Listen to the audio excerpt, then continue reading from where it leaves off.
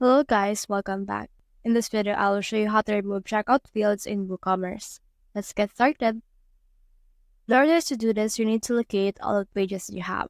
So just scroll down and then locate the checkout page. Here it is right here, so just head over and then edit it out.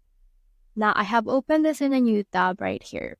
So it should be able to open the block editor of WordPress itself in order to actually edit out the actual checkout page. So here is our checkout fields. You can see in here your contact information, your shipping address, as well as your shipping options and all of these things right here.